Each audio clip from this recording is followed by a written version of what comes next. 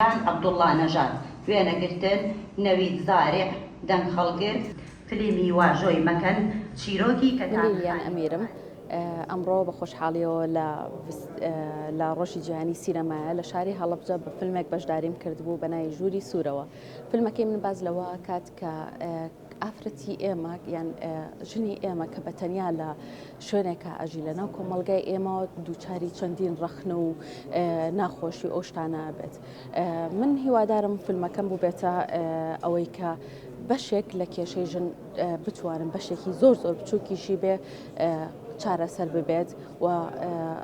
ناڵم بەشێکی زۆری بەڵام بەشێکی کەمی کۆمەلگا ئەگەر لە ڕێگای فیلمەوە بتوانین هۆشیارکەینەوە زۆر باشە بێت بۆی ئێمە ژنیش بتوانین سەرکەوتنی باشتر بەدەست بێنین. بە دڵنیاییەوە زۆر گرنگە کە ئێمە فۆکەس بخێنە سەر ئەوەی کە عادات و تەقالید و کللتوری کوردی خۆمان بپارێزین و لە فیلمەکانە ڕنگدانەوەی هەبێت بۆی کاتێک کە ئێمە بەشداری بە فیلمەکەمان ئەکەین بە چیا بیناسێنین ئەگەر فیلمەکەمان شتێکی کللتوری کوردیتیانە بێت لە فستیڤاڵەکانی جیهانە بەشداری بکات چۆن بناسرێتەوە.